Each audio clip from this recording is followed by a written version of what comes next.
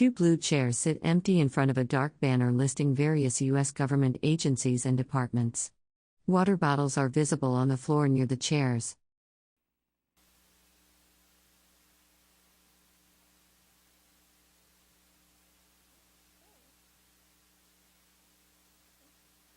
Good afternoon, ladies and gentlemen. Welcome back to the Tent of Many Voices.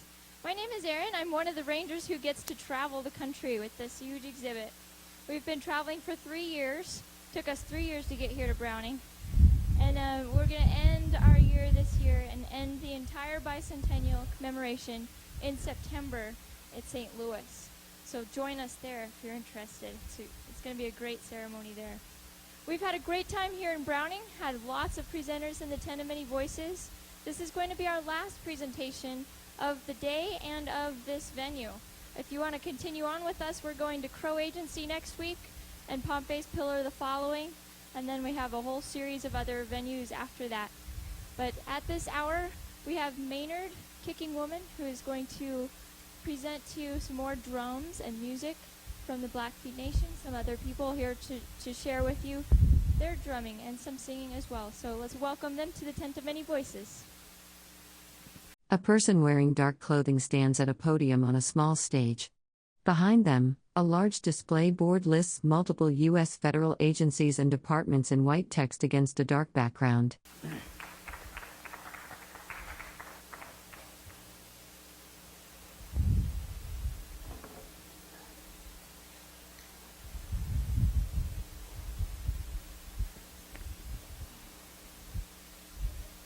Well, first of all, I'd like to say, that I'm grateful and honored to be part of this exhibition that's going on here. I was told about this about a week ago. And, there are so many events that are taking place every week in Indian country. A lot of our groups, such as my group, such as his group, are off running to another group, to another celebration. So this is kind of like a bad time. But I want to apologize that to you folks that we were unable to bring a big drum here to show you a few things about our drumming. But I'm going to explain it, the significance of this drum.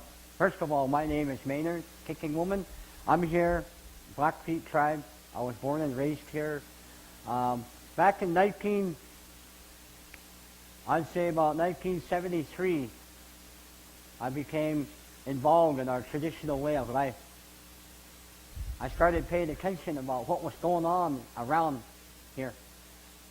Why are we singing? Why are we dancing? Why do we do these things? A long time ago, I remember back when I was just a little boy, I came across a drum like this. I always wondered what these drums were used for. I was a total stranger to our Indian way of life here. Never even down on me of what I would be doing something like this. My grandfather used to tell us that all the elderly people, we used to live in a community west of Browning here. Down in the bottom there was a coulee that run miles down the road. And each place, there was a community, a family group that lived in one little community. And each little community had their own little park where we play. And my grandfather used to sit out there. Well, he was everybody's grandfather, and his grandfather, way back. They used to sit out early in the mornings. They wouldn't have a drum. But they'd come out early in the mornings. And they would sing songs. And they would pray. Ask blessings and ask the Creator for a new day, giving thanks. And you can hear them song. A person in a pink head covering and white shirt stands speaking, with hand raised to their chin. Another person sits nearby wearing a white cap and dark jacket. A banner behind them lists various U.S. government departments and agencies. From far away. I mean, you can be sitting, it was so quiet in that valley, you can hear this person. Well, this person used to sing. Old man. Picture an old man in your mind. Little tiny eyes and skinny braids. You know, Juniper Old Person. John Bearmanison. These are just some of the elders that we had that made songs. And they belong to different societies. Now what I mean by society, it's an organization that was put together by a certain group of families. And they carried on that way. So when you wake up in the mornings and say, all of a sudden, maybe you guys ended up in someone's home, and you might wake up and you're going to hear somebody way back.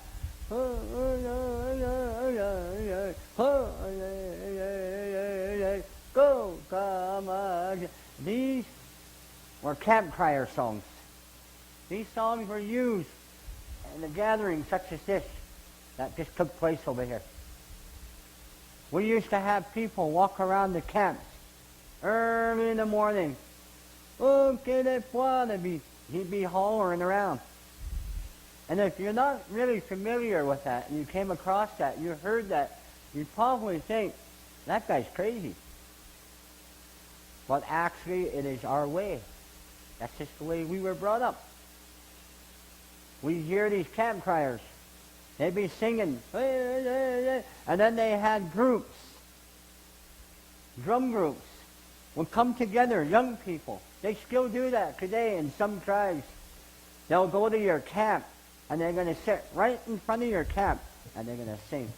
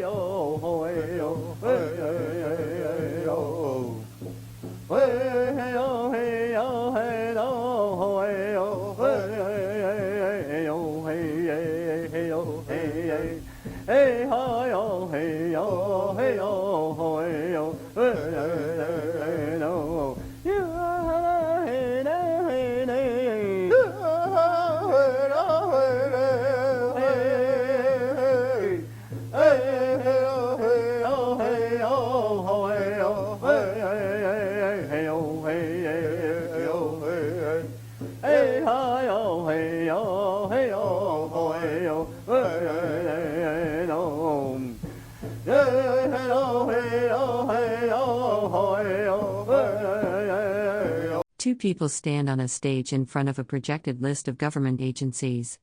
One person wears a white shirt and red head covering, holding a rectangular object.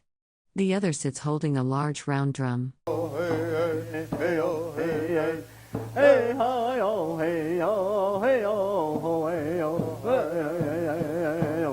These are songs that they use to bring up your spirits.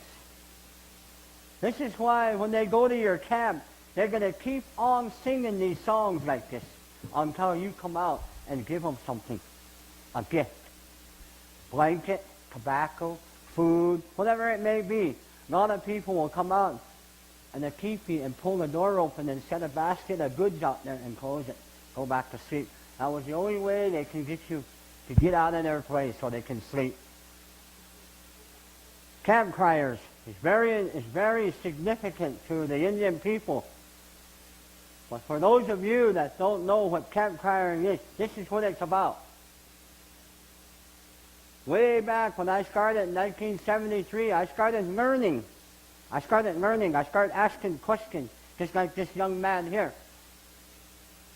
He learned that by listening and paying attention. When are they sitting around that drum? Now, when I was hitting the drum like this, they have a drum 10 times this size. Sometimes 12, 13 people sitting around that drum. Can you imagine that? 13 people. You can be dead to the world in your camp, and all of a sudden 13 people come by and hit that drum and start singing it. It'll scare the heck out of you. What's going on? And then you know that's a camp crier. The only way you're going to shut that camp crier up is you got to gift him. That is what it is. Gift giving. When a young person comes and talks to an elderly person like myself, they'll come and they'll ask you questions. They're going to ask you, can I sing this song? There are some songs you can't sing. But they're going to come and ask you for that. And the best way you can do that is you bring them tobacco offering. Because from what I learned, our Indian people lived off Mother Earth. All the herbs, medicine, all the plants was food. And when I started learning, I started picking that up. Okay, I want to be like that guy. I used to admire groups, top-notch singing groups. I mean, they were so popular, they were in big demand. It was pretty hard to have them come and do something like this. And these young people, such as this man here, they're carrying on that tradition. This is how we keep things going on and on and on. We pass it off to our younger people, and they pass it off to their younger people. Two people sit on a stage with a backdrop listing government agencies. The person on the left wears a white sleeveless shirt and red head wrap. The person on the right wears a dark blue shirt and white cap, looking down at papers. But getting back to this drum. When I was learning how to sing Indian, I didn't sing very good. We used to sing like, hey, yeah, hey, yo, yo, just sing any old way. And people used to make fun of you and say, you're not singing good. You don't know how to sing. And I said to myself, in my mind, there's going to be a day. There is going to be a day I'm going to be called upon to talk about my tradition. What I've learned. It took me all that time to just recently. I have my own group called the Kicking Woman Singers. We took up our names. There's a lot of drum groups that have names, and those names sometimes came from the family. Young Grey Horse, To Medicine Lake, Spotted Eagle Singers, Heart Butte Society. All these are groups. Even on the outside, Badland Singers, Eagle Whistlers, Kozad, Teton Ramblers, Blackstone, Northern Cree. These are just some of the songs that some of the groups that you're going to hear. You might go to a powwow up here or someplace along the way, and you're going to come across the same thing, the drumming. And you're going to hear a bunch of people hitting their drum like this and singing. There's no words. The Blackfeet people did not use words. The only time they used words is when they sang a lullaby song. And that was when they put a baby to sleep. And they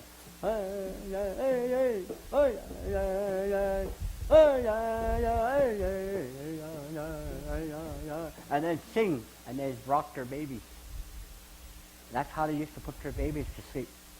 You notice that the drumming is all different.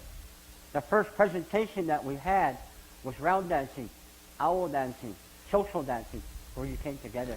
But a big drum, imagine this drum being about this size, about 10 people. I learned the hard way how to become a singer because I made some mistakes in my time as I was going along. And the elderly people that used to tell me about these things, they used to say, be careful. There's a lot of songs out there. Be careful who you sing, what you sing, what kind of song you sing.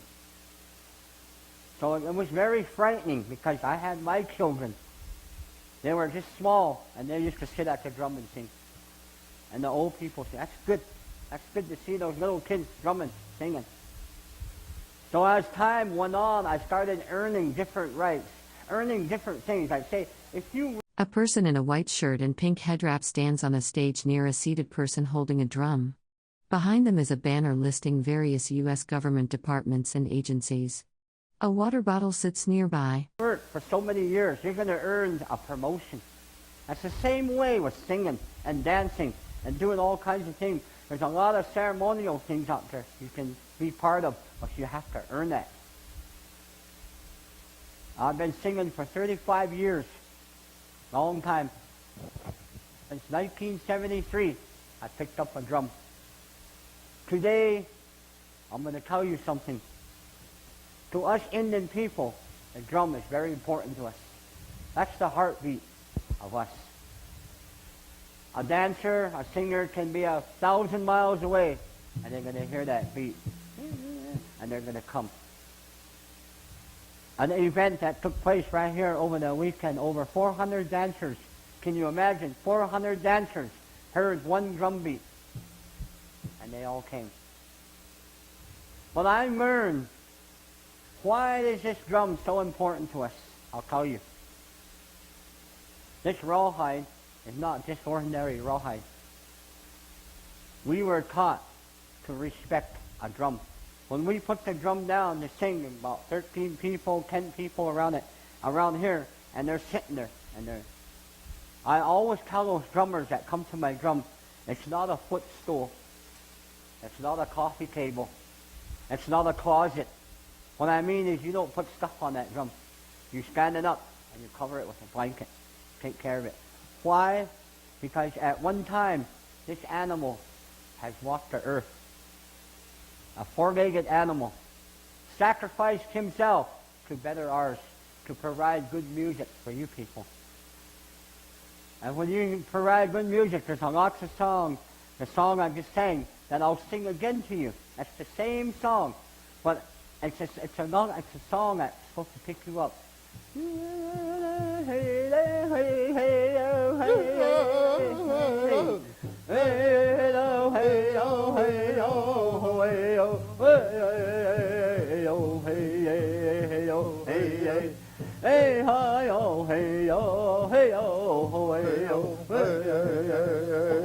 Now, these songs, if a dancer, or even you, was attending some powwow and you heard the same song, but the same beat, but it's going to be a different song. It's going to make you want to get out there and dance. This is how it makes you feel good.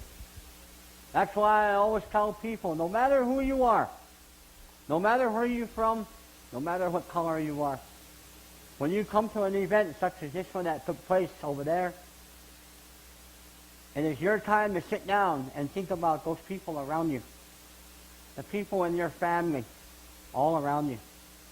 When we used to come, A person in a pink cap and white shirt stands speaking on a stage, gesturing with one hand.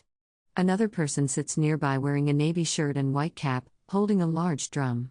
Behind them is a dark banner displaying text listing various U.S. government departments and agencies. come out and dance. I used to dance at one time. And I used to just come out and dance just for the fun of it. But then I found out later on in years, dancing was very important. You are dancing for people out there who are sick, people out there who are involved in all this crazy stuff. There's a lot of commitments you have to make when it becomes a singer. There's a lot of commitments that you have to make. You go to ceremonies and you pray. You pray for your people. The sweat lodges, the sun dances, all these things that we have. That's just like what you have. If you see a grass dancer, we always like to, in humorous way, we always say, you guys got Michael Jackson, we have a grass dancer. You guys got Elvis Presley, we got Kicking Woman singers. So all these things kind of work together. You notice the songs that you guys have. You guys got words, they talk, but we don't. We just sing. That's just all verbal stuff. You have to learn how to use your voice. If you ever pick up a drum, even you, if you picked up a drum and you started singing, carry that beat. I just came from a deal that was for youth. 300 students in Federal Way, Washington. I just come from there last week. And I did a presentation just like this. And I asked them, they all made hand drums. Whatever school that they came from, all the way up to Bellingham, all the way along the North Coast, they all showed up in Seattle for a workshop. And who did they get? They called me, paid my way there, and they put me up. And when I started talking to them about drumming, they were all like, and they were Indian people. They've lost that. They've lost that tradition. A lot of the younger people made drums, and they look better than this. They were making drums. And you know who they were? They were white kids. And the Indian people over there made drums, and they were just every which way. And I asked that one boy, I said, can you sing? And he said, yeah. Have you been singing? He said, well, I try. I said, show me. In front of 300 kids, he got up with his drum, and he tried singing. The song didn't sound right, but still, he had an idea of what this drum was used for. And I said, I want you to come up here and sing. And one of the students I asked it was from Bellevue, Washington. I don't know. A person in a white t-shirt and red cap stands on a small stage, while another person in a white cap and dark shirt sits nearby holding a plate. Behind them is a banner listing various U.S. government departments and agencies. You guys are familiar with the northwest coast, but he was from Bellevue, and he was an Indian. He said he was part Suquamish and some tribe from BC. And I asked him, you should be pretty good. You got all this blood mixed. You should really be good. Well, he come out there, and I asked him, you want to show me how you can use this drum? Or come and sit at the drum over here. He said, I can't. I said, let me tell you something. In Indian country, in our way, there is no such word as I can't. You're an Indian. If you say I can't, the elderly people is going to get mad at you. What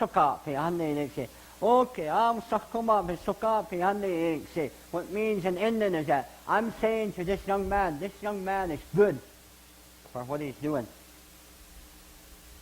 And it's good that he's carrying it on. I asked that young gentleman, I said, if you were in my country and you said, I can't, you're insulting the elders. They don't feel right. And the elders always used to say, if you can chew gum and walk at the same time, you can sing and drum. If you can't, there's definitely something wrong with you. That's what we always say. Well, in Indian country, I'll tell you something. Humor goes a long ways. It's good medicine.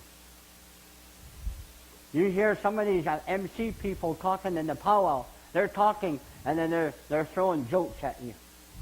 They're not criticizing you or nothing, but they're throwing jokes at you. It's to get the people going, even the drummers.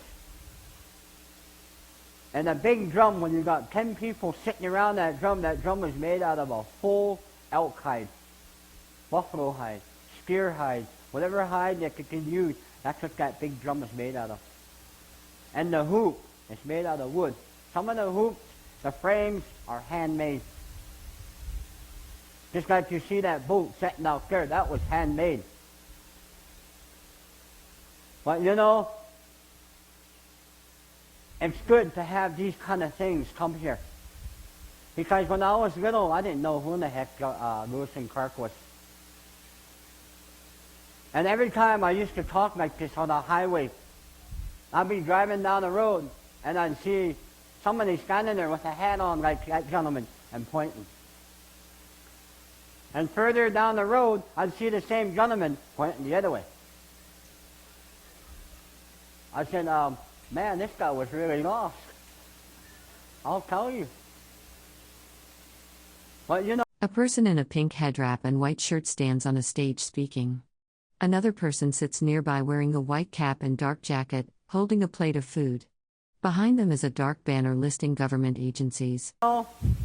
that's just something that we need to laugh about. We don't make fun of it. We don't criticize it. But I'm just talking about how I looked at it. Before I even knew who he was. I'd be driving down the road and my kids would say, look at that sign. The guy's pointing over that way. And we'd go down the road about another maybe 20 miles down the road and they'd say, there's another sign. And he's pointing in a different direction. And I'd say to myself, my, this guy was lost. He was really lost. No wonder why they had, wars and running into Indians. They didn't know which way they were going. But the Indian people were very wise. The Indian people used to say, If I can walk a mile, if I can save one person, I've saved 1,000,000. But I'm going to tell you something. I take my work serious. I don't fool around with it. Just before I came here, just before I showed up here, I smudged myself with sweetgrass, which we use. And this young man knows that. You smudge yourself whenever you're going to do something, and you pray and you ask the Creator, watch over me, protect me, guide me, what I'm about to do, that it will be okay. I'm doing the best I can to tell you what the significance of the drum is. It's a long time ago, we used it to dance. Just social dancing. We'd gather up in a little hall and we'd dance. Nothing else, just that. People used to come all over and visit, put food on the floor, sit down there. The elderly ladies wearing bandanas like mine would sit down and make a plate for you. Here. Or sometimes you bring your own. They had these dances they called giveaway dances. I will not sing any of these ceremonial songs. It's not right in places like this. These songs belong in the ceremonial grounds. But I'll tell you, just when they come together, they feed you. But as time went on, in the year of 2000, the Indians started discovering microwave ovens, satellite dish, remote controls. And you notice that every Indian on the reservation has a tummy. Why? All they do is just sit there. They spoiled us. We can't work no more. We can't even get up and go there and pour a cup of coffee. We just hit a button and the coffee starts perking. And it's getting so now you can get hot coffee, you pour hot water or just throw a spoon in there. A person in a white shirt and blue jeans stands on a stage, speaking. Another person sits to the right holding a plate. Behind them is a banner listing various government agencies and departments. Spirit, whoa. If the elderly people were still here that we lost years ago and seen it, they said, matsukapi, which means it's not good. Because a long time ago, if you wanted a cup of coffee, you had to wait almost 2 to 3 hours. First, you got to go to the creek, haul the water, bring it over, get spanked a couple times, whacked around, put it on the coffee stove, put your coffee in there, and wait for it to boil. But I think this is the reason why all these things come together in one circle. We do everything here in circles. We have the 4 directions. Even our homes are built like 4 directions. But the drum, I don't care where you're at. I don't care where you can be. I'm going to tell you something. Our traditional Indian ways is everywhere. You can walk in the president's office, you can walk into the Oval Office, and you're going to see a picture of a hand drum setting up in the president's office. This is how powerful the drum is. It's everywhere. Everywhere. It's in our institute, it's in our rehab, it's in California, it's even in Los Angeles and Hollywood. Even in Hollywood. But you know, I used to say, that guy there, he's not singing Indian. This guy here, he's just making up that song. But they do have that idea. And as for myself, I became a singer in 73 to today. I'm still doing it. Whatever chance I get. My children grew up with it. And now they are out there. My children has put on their Indian outfits and they became champions. You're probably wondering, well, let's see, he's talking tradition and he's talking champion. Well, let me tell you something. When money was introduced in our ways, there used to be an old guy, his name was John Whitegrass. He was very, very, very strict. Don't go to that ceremony, they're not right. Don't go in here. And he used to always tell us, these are the kind of songs you sing. These are the kind of songs you use. This is what that drum is used for. So this is how we all got our knowledge, is from listening to elders. And so, when we put on our outfits, money was introduced into our Indian ways. Some of our tradition went out the door. The younger generation today don't really want to believe that. It's getting so now we have to compete. Money is kind of... A person wearing a white t-shirt and jeans stands on a stage holding a large circular object. Text visible on the backdrop includes words about natural resources, the Army, and Bureau of Land. More or less in the way like the way my grandfather would say, it's ruining you, it's spoiling you. And we're becoming commercial. Now we got people like Hartford, Connecticut, Mashantucket tribe, California. All these big casinos are getting involved in it now. Millions of dollars. It's getting so now, this drum is bread and butter on the table for us. That's a job, because a lot of our Indian people don't work. All they do is they hit the circuit. It's just like a rodeo circuit. Now this next song I'm going to do, it's a song that you hear all over the place. It's a song that was way before my time. If I can remember the song while I'm talking about it, it's I think it was made by John Barremison, an old man that used to live out at Star School. You can hear him pounding on his house wall, and he'd be singing. And that old man raised everybody in Star School, even me. When I had no place to go when I was small, I went to that old man. Kids sleeping all over the floor. And he enjoyed that, and he used to sit in that house and he'd pound on that wall. You kind of picture that dark house with a kerosene lamp, little wood stove, just one big room, and our closet was just a big pile of clothes over here. Whatever looked good, we put it on. But that old man used to sit there and he'd sing.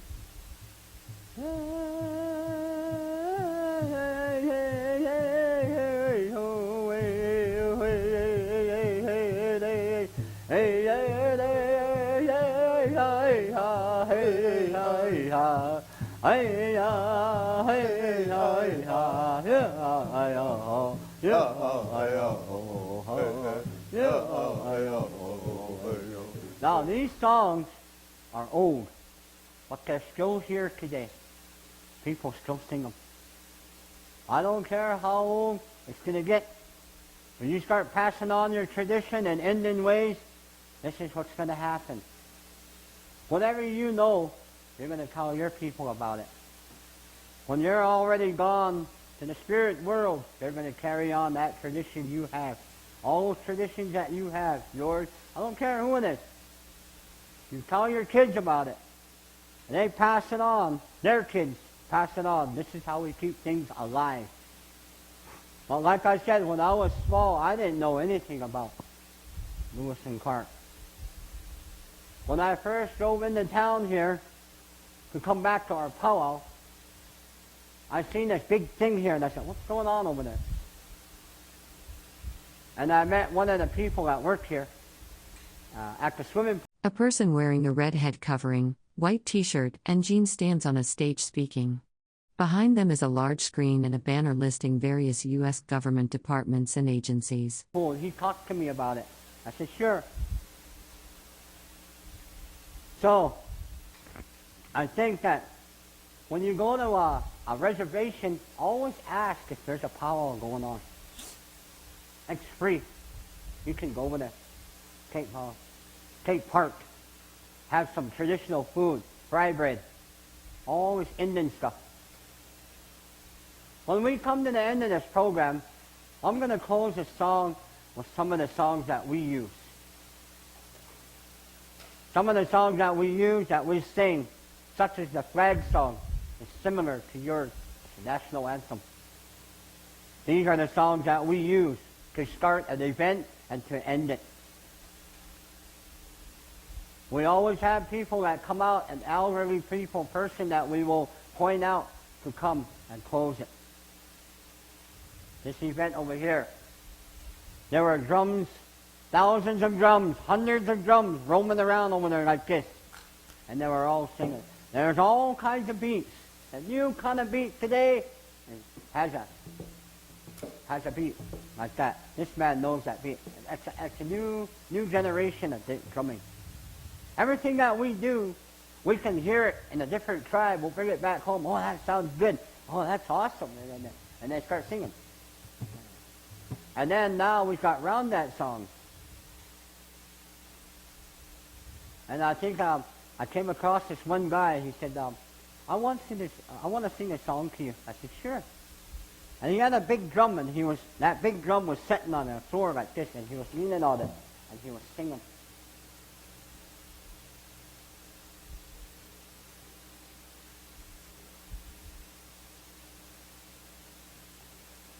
And that song went.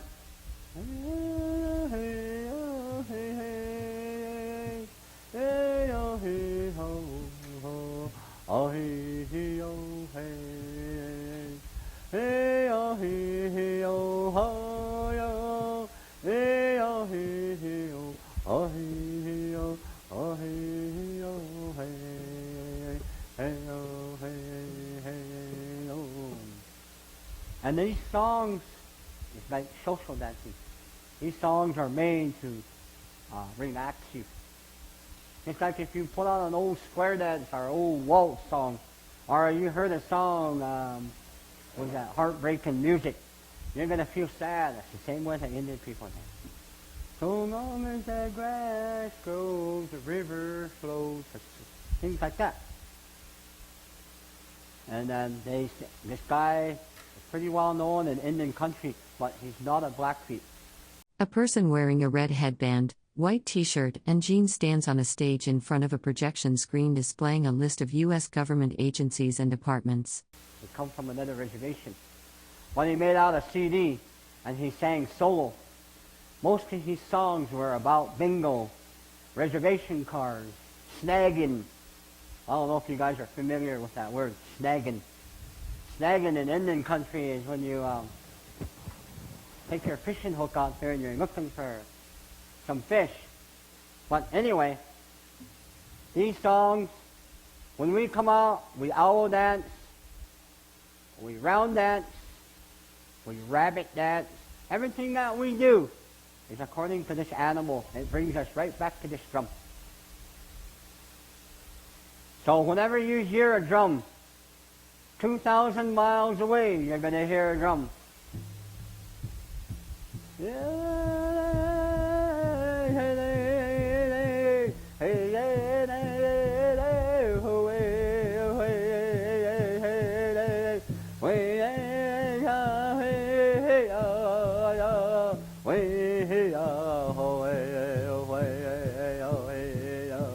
These songs is to bring you in, bring you people. We call it grand entry. So, whenever you go to a powwow, go over there and see what it is. I was taught Indian way. And I know most of you people have your own way of being taught. But I was taught that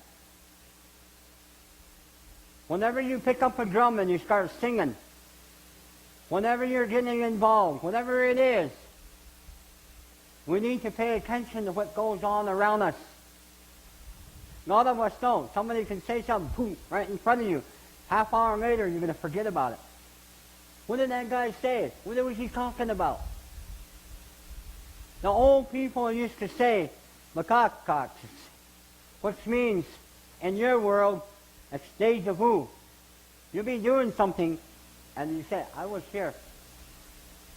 But the elderly people long time ago used to say, makakaks. The Creator has just gave you that opportunity to see forward for a little bit or back. This is why we always wonder when you start singing. When you start singing, a lot of the singers, it's like a computer right here. All the songs are right here. What are we going to sing? How will they do this? Oh, they sit there now. They'll have their songs right here. That's the same thing. So whenever you come across something and you say, I've done this before. I was here. You never. Indian country, it's a spirit. Just kind of came to you real quick. A person in a red cap and white shirt stands on a small stage, gesturing while speaking. Another person sits nearby wearing a white cap and dark jacket, holding what appears to be a flat woven object. Behind them is a projection screen and a banner listing various government departments. And gave you that opportunity to see forward or back just a little bit. And when I was told, a long time ago, I was told, you put your stuff down and you pray about it. For a little bit, give thanks. Imagine if we can harness that ability, we'd be dangerous. I mean, we'd be so powerful. I mean, there are some people today, elderly people that we still have with us today, who can actually sit in a sweat lodge and pick up a hot rock. You know, I never used to believe it, but I've seen it done. The way I was brought up is what I have today, my knowledge, I'm always happy to share it. I'm always happy to pass it on, because that's just the way we were taught. This young man you see sitting here has come from a well-known, prominent family. His grandpa was designated chief of our reservation. A lot of you know who I'm talking about. He's a well-known person. He has held the higher-up seat for years and years, and he was our teacher. When you heard that man behind the microphone going, "Whoo, whoo," that means he was feeling good about it. He's telling you, you try harder, and that drum is really going. And everybody's dancing. Even he's up there dancing around with his microphone. That's why I say, when I ask someone to come and help me, they never turn me down. They never refuse me. I don't care where it's at. Why? It's because you people will know who these people are. Next time you come across Armin Edwards clean across the country, you're going to say, "Hello, I've seen you in Browning." So, with that, I would just like to say that, you know, it's really been a great honor, and I hope that, you know, whatever I talked about here, you take it back with you. You store it in your mind. So what I'm going to do tonight, this afternoon, is that I had 4 days of exhaustion working over here because I was their public address system person. So what I'm going to do now is I'm going to close this with a song that we use to close our ceremonies, to close this session. And so I would just like to say, you know, I really thank you people. These are some of the things that you need to know. These are some of the things that you need to have. Anytime we sing these songs, you are supposed to be gifted. A person wearing a red head wrap and white t-shirt stands on a stage, looking to the side. Behind them is a projection screen with text listing various U.S. government departments and agencies. In this case, I'm going to ask my cousin here, who is going to help me do this, and George will tell you what's going to happen here to close it. And I thank you folks for taking the time. I thank all of you people that has come and put this up and did this show here. I really thank you for that. And I'm honored to be part of this. I'm honored to be part of this. And so I want to thank George for inviting me to come here. Like I said, we never refuse our younger people when they asked us to come here. And I'm at the age now where I'm looked upon as an elder, and I'm not afraid to share my ways.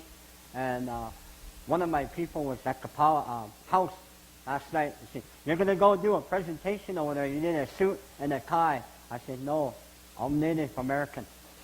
I'll go just the way I am." I said, that's the way I feel comfortable about it. And again, once again, I want to thank you. And those of you that are watching this, I hope you have learned something. Don't be afraid to contact anybody in Indian country to find out about the significance of the drum. And again, in Indian way, they say, "Aho." Let's give Mr. Kicking Woman and Mr. Edwards a big round of applause. Thank you, Mr. Kicking Woman. We're going to kind of do an impromptu closing ceremonies here.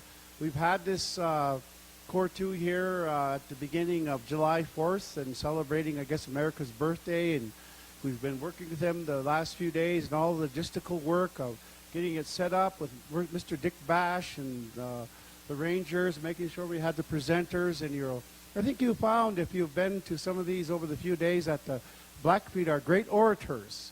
It was many years ago on the down at Judith Gap when they were doing the treaty with in 1855 with Stevenson, and he was going to other tribes and making treaties and in terms of the land and all that. And there was a gentleman that was with him who has relatives on the Blackfeet Reservation, and his name was Henry Kennerly. He was a clerk that accompanied Stevenson, and he was marveling at the oratory skills of the people who were there, and he compared them with Roman senators. They would get up and they'd talk for hours, and sometimes we do talk for hours, and you have to cut us off. But it's good. That's our history, and we're known for our prowess to be able to do that. We want to thank again the National Park Service, the Lewis and Clark Historic Trail, all the National Bicentennial Council, the Circle of Tribal Advisors, all the people and all these agencies that have put this exhibition together. They're heading down to Crow Country. A person wearing a red headwrap and white t-shirt stands on a stage, looking to the side. Behind them is a projection screen displaying text listing various U.S. government departments and agencies. And putting up that exhibit, and then they'll be to a national signature event in Billings and at Pompey's Pillar called Clark on Yellowstone. So on behalf of the Blackfeet tribe, as the coordinator and my assistant Tanya Whitegrass, we again are glad it's over. We didn't have no hailstorms, and our famous winds didn't kick up past 35. I understand once it's 35, and they actually have a wind gauge out here crossing their fingers. I guess they close things down. It kind of shows how the Park Service are. They are ruled by the policies of the government, just as we had the experience with the National Guard. It was kind of interesting where we're on our side are a little more laid back and things. So again, thank you for coming to this final event, and if you get the chance as they move on down the river, it's our job now to send them down the river, so they're going to be out here by tomorrow. And again, thank you for coming.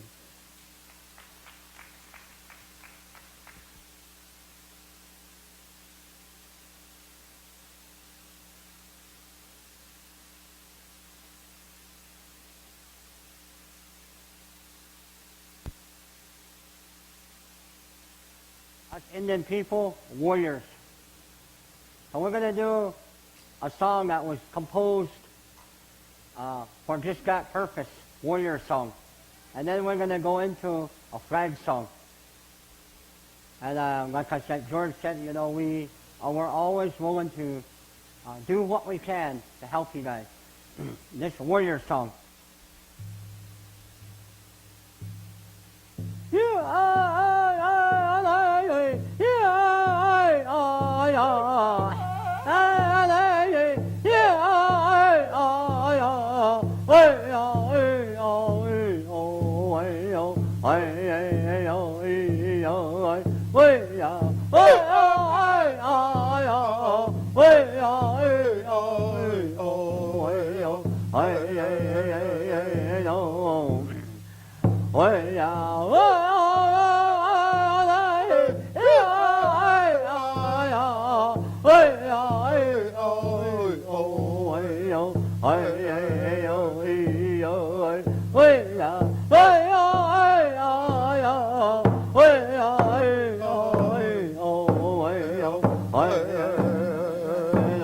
Now the flag song, the Indian national anthem.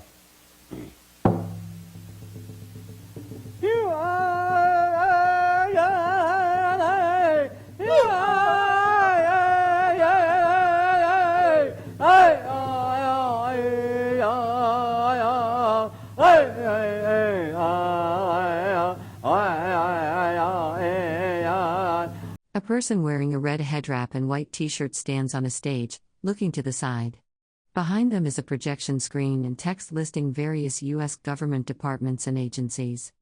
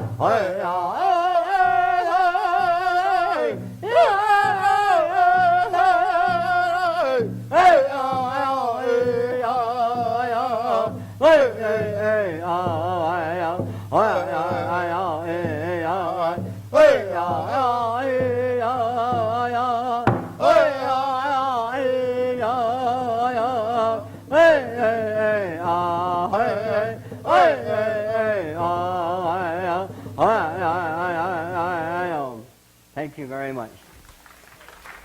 Again, let's thank Maynard Kicking Woman and Arlen Edwards for coming and sharing with us, and thank you for having us as your guest. George Heavy Runner, we would like to thank you for putting this on and helping us to come here. We really appreciate all your help.